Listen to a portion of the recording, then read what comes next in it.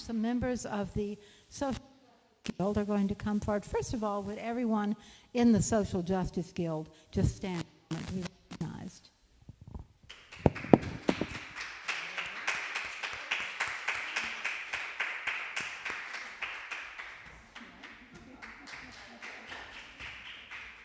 All the members, yeah. Okay, stand if you want to. Go ahead.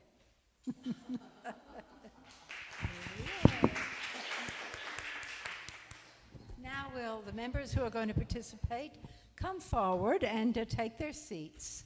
We're going to present a reading called the Thanksgiving Address that is,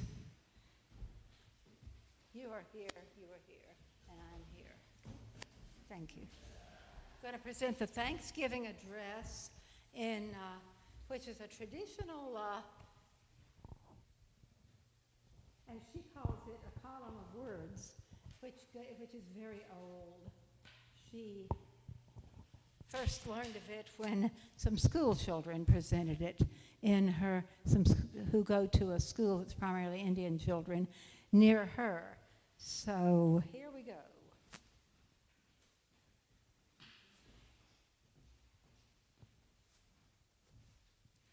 Our old farm is within the ancestral homelands of the Onondaga Nation, and their reserve lies a few ridges to the west of my hilltop.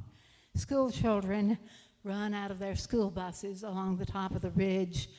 Black-haired children run circles around the atrium of the building.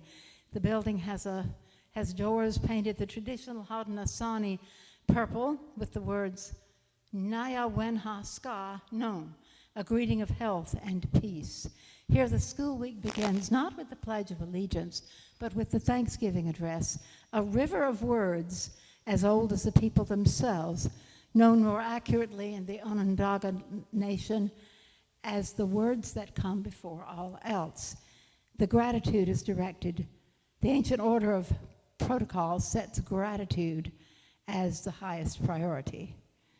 So the school children each week stand and say this prayer. And this is the third grade today, as she's telling us about it. So now we're going to present the Thanksgiving Address. Today we have gathered, and when we look upon the faces around us, we see that the cycles of life continue. We have been given the duty to live in balance and harmony with each other and all living things. So now let us bring our minds together as one, as we give greetings and thanks to each other as people. Now our minds are one. We are thankful for our Mother, the Earth, for she gives us everything we need for life. She supports our feet as we walk upon her. It gives us joy that she still continues to care for us, just as she has from the beginning of time. To our Mother, we send thanksgiving, love, and respect. Now our minds are one. And you all can join in the refrain. You all can join in the refrain if you wish. We give thanks to all of the waters of the world for quenching our thirst, for providing strength and nurturing life for all beings. We know its power in many forms: waterfalls and rain, mist and streams, rivers and oceans, snow and ice. We are grateful that the waters are still here and meeting their responsibility to the rest of creation. Can we agree that water is important to our lives and bring our minds together as one to send greetings and thanks to the water? Now our minds are one. We turn our thoughts to all of the fish life in the water. They were instructed to cleanse and purify the water. They also give themselves to us as food. We are grateful that they continue to do their duties, and we send to the fish our greetings and our thanks. Now our minds are one. Now we turn toward the vast fields of plant life, as far as the eye can see. The plants grow, working many wonders. They sustain many life forms. With our minds gathered together, we give thanks and look forward to seeing plant life for many generations to come. Now, our minds are one. When we look about us, we see that the berries are still here, providing us with delicious foods. The leader of the berries is the strawberry, the first to ripen in the spring. Can we agree that we are grateful that the berries are with us all in the world, and send our thanksgiving, love, and respect to the berries? Now our minds are one. With one mind, we honor and thank all the food plants, our harvest from the garden, especially the three sisters who feed the people with such abundance. Since the beginning of time, the grains, vegetables, beans, and fruit have helped the people survive. Many other living things draw strength from them as well.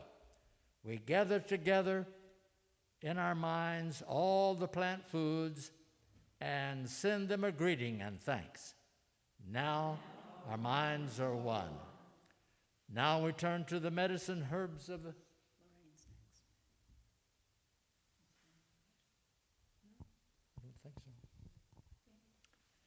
Now we turn to the medicine herbs of the world. From the beginning, they have instructed to take away sickness. They are always waiting and ready to heal us. We're so happy that there are still among us those special few who remember how to use the plants for healing. With one mind, we send thanksgiving, love, and respect to the medicines and the keepers of the medicines. Now our minds are one. We gather our minds together to send our greetings and thanks to all the beautiful animal life of the world who walk about with us. I'm sorry, I have to go back one step. I'm very sorry. I missed one of the most important ones in plant life. Trees. I'm sorry.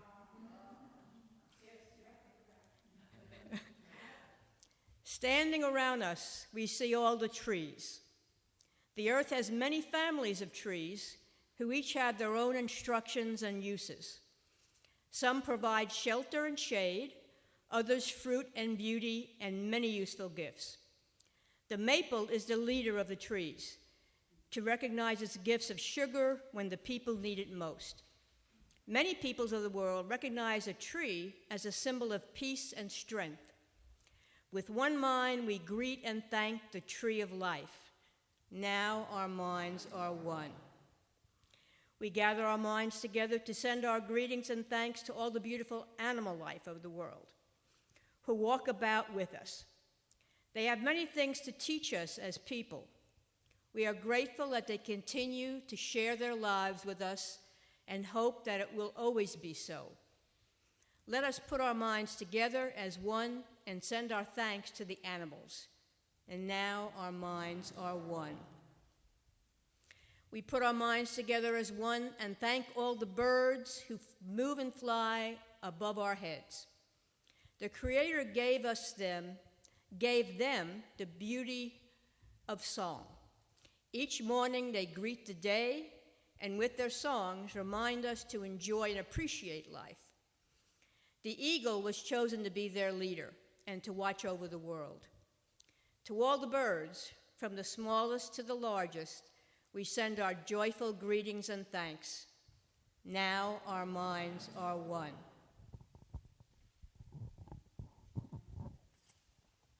We are thankful for the powers we know as the four winds.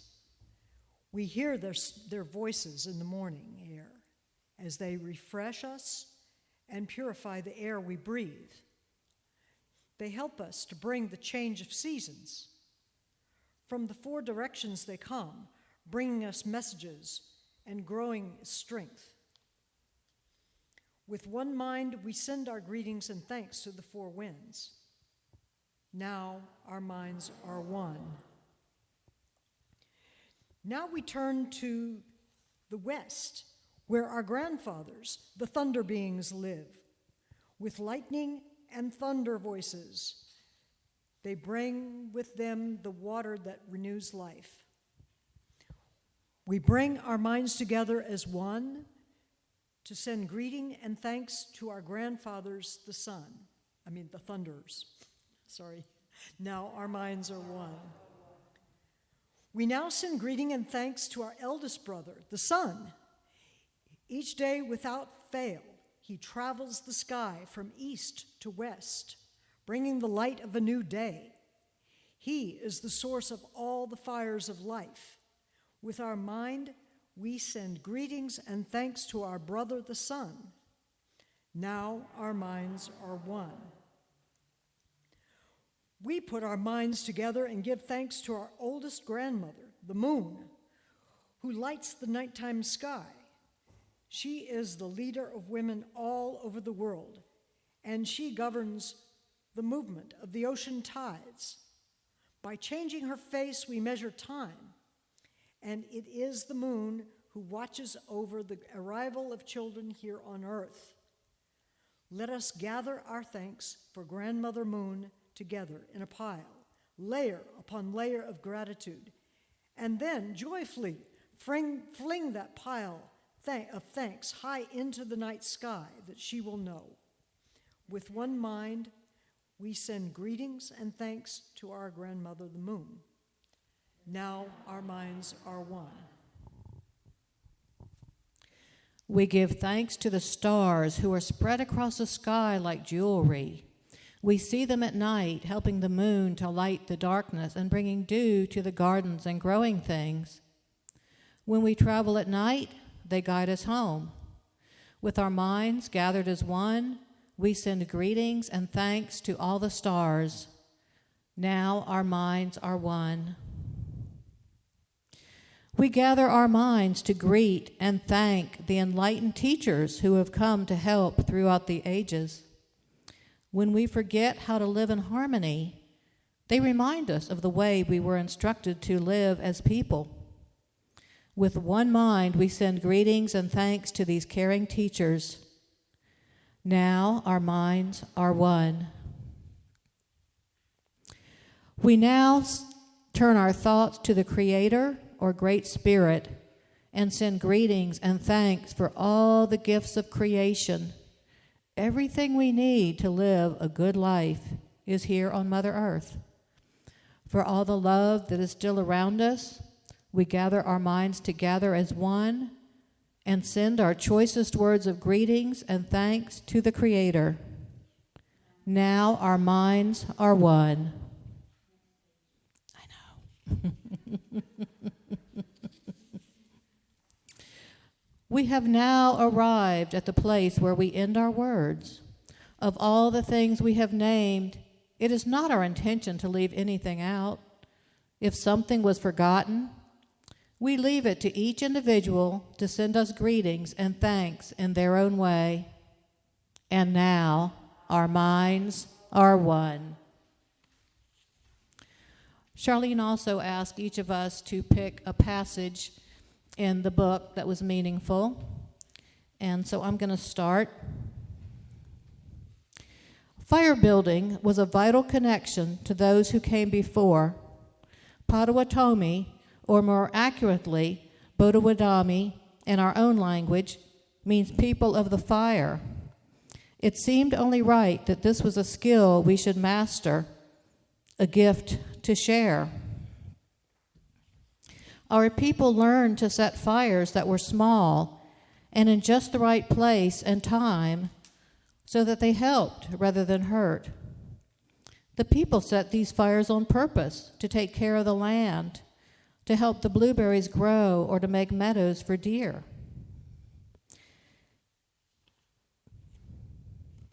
They needed birch bark, so they used their own fire science to create birch forest. Fires help out a lot of plants and animals. We're told that's why the Creator gave people the fire stick, to bring good things to the land. A lot of time you hear people say the best thing people can do for nature is to stay away from it and let it be. There are places where that's absolutely true, and our people respected that. But we were also given the responsibility to care for land. What people forget is that means participating, that the natural world relies on us to do good things. You don't show your love and care by putting what you love behind a fence. You have to be involved. You have to contribute to the well-being of the world. The land gives us so many gifts. Fire is a way we can give back. In modern times, the public thinks fire is only destructive, but they've forgotten or simply never knew how people use fire as a creative force. The fire stick was like a paintbrush on the landscape. Touch it here and a small dab, and you've made a green meadow for elk.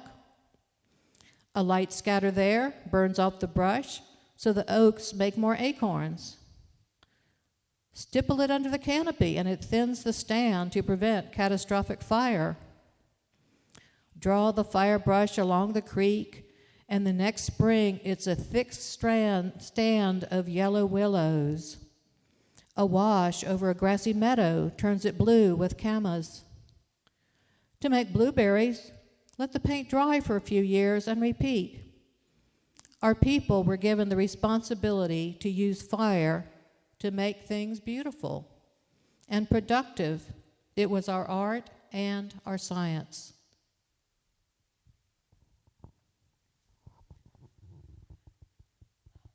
Robin Kimmerer has several sections on food production, and I was especially interested in what she had to say about gardening and food. I felt like that really spoke to me as something I could do individually to bring back a broken relationship. So she talks a lot about the Three Sisters, which is a style of gardening that has sustained native people throughout the centuries. And the plants, corn, beans, and squash, are understood as sisters.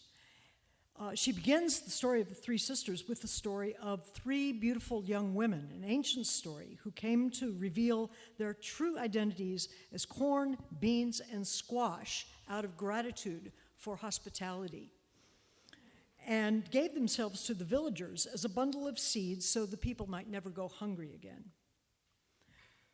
She says, these plants, wordlessly in leaf and vine, embody the knowledge of relationship. Only when standing together does a whole emerge, which transcends the individual. She refers also to the genius of indigenous agriculture, and that is the Three Sisters Garden. She describes how the Three Sisters support each other in the garden and how they complement each other on the table. The garden is a source of nutrition and nurture. That understanding comes from the ancient story of Sky Woman and her daughter, of love buried in the earth who shows her love for us in beans and tomatoes, she says. She provides for us and teaches us to provide for ourselves. That's what good mothers do. And thus her epiphany, with just enormous excitement and revelation, she realized the earth loves us. She went immediately to share this with her students. And she says, what do you suppose would happen if people believed the earth loved them back? She gives an answer from one of her students. You wouldn't harm what loves you, what gives you love. And so you can see a relationship there between beloveds. And yet, she also tells, and we all know, the truth of our relationship with the soil is more clearly written on the land than in any book. Our agriculture, she says, tells a story of people who had shaped the earth for convenience of machines and demands of the market. This relationship, she says again, is broken when food comes on a styrofoam tray wrapped in slippery plastic a carcass of a being whose only chance at life was a cramped cage. That is not a gift of life. That is a theft. Respect for individuality of the lives in our food system, including the laborers, is essential to a loving relationship and can be restored in many ways. What is Robin Kimmerer's advice on restoring that relationship? Plant a garden. She concludes the section with this: in ripe ears and swelling fruit, the three sisters counsel us that all gifts are multiplied in relationship. That is how the world keeps going.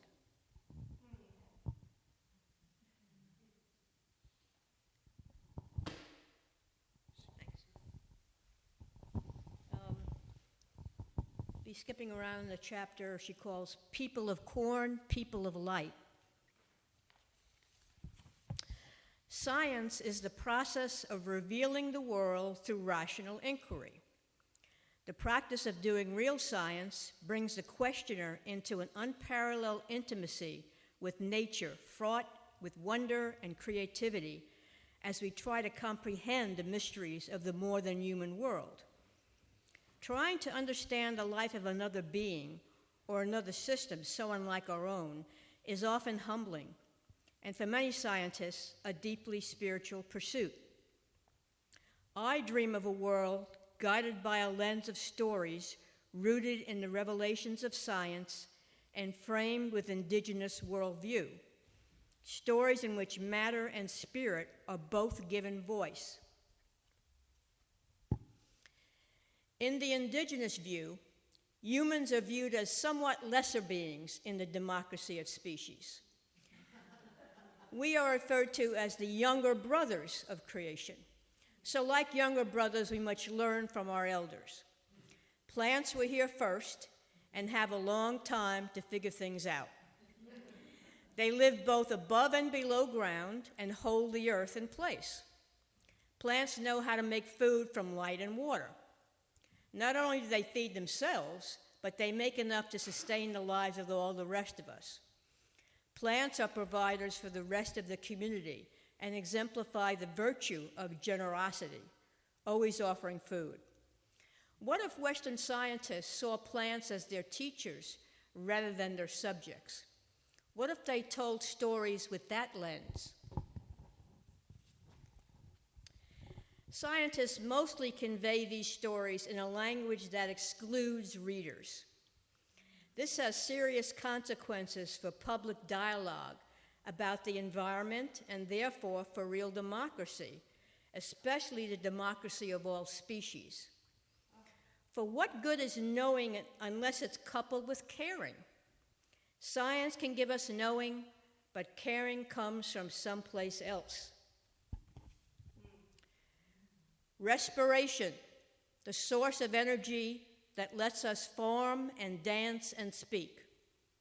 The breath of plants gives life to animals, and the breath of animals gives life to plants. My breath is your breath is mine. It's the great poem of give and take, of reciprocity that animates the world. Isn't that a story worth telling? Only when people understand the symbiotic relationship that sustains them can they become people of corn, capable of gratitude and reciprocity.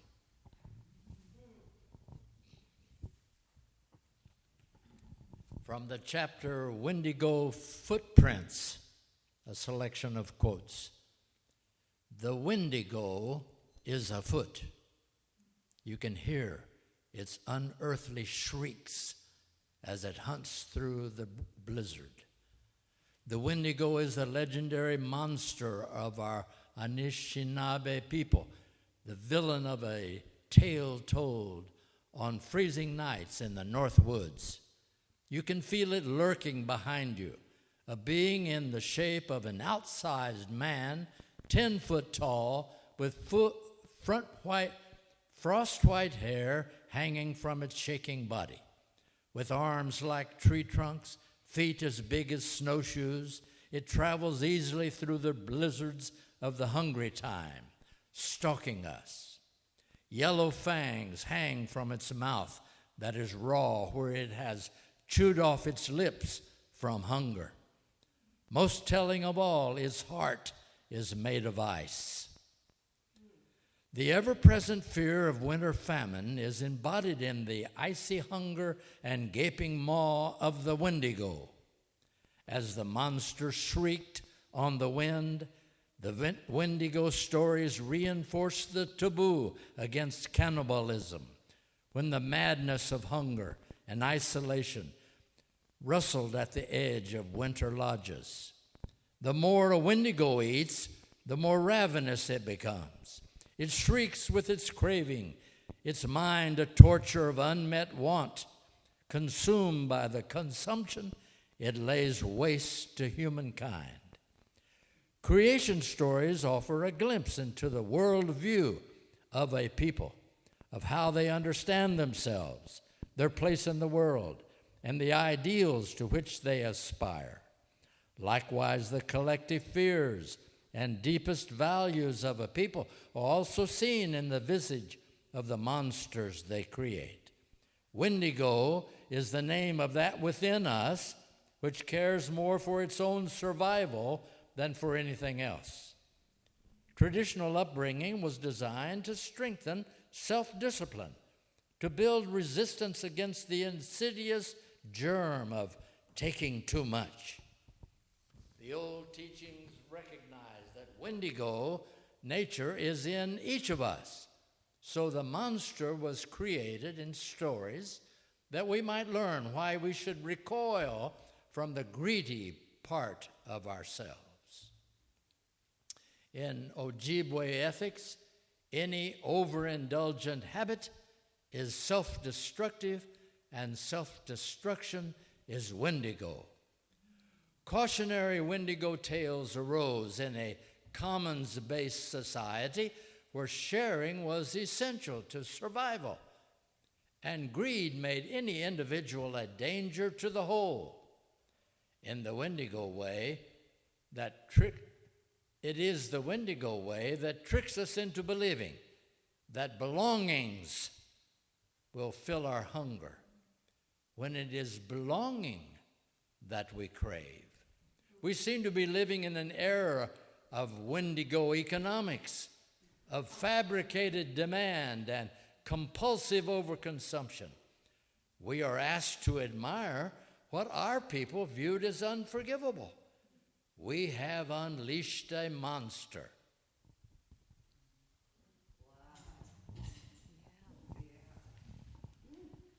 I was going to read this as closing words, but it follows so upon what Leon just read that I'm going to read it now.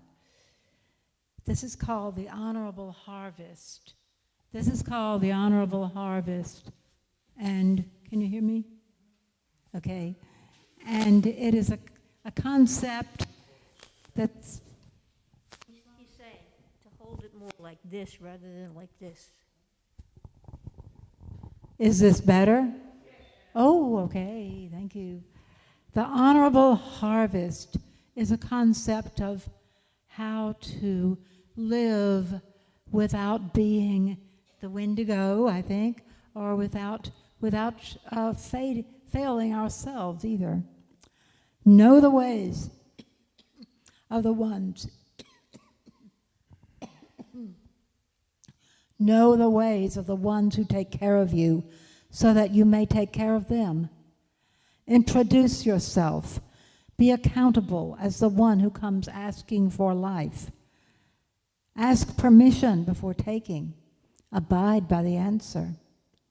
Never take the first, never take the last. Take only what you need. Take only that which is given. Never take more than half. Leave some for others. Harvest in a way that minimizes harm. Use it respectfully. Never waste what you have taken. Share. Give thanks for what you have been given. Give a gift in reciprocity for what you have taken.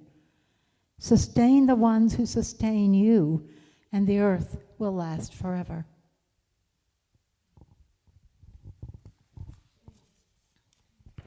thank you all, and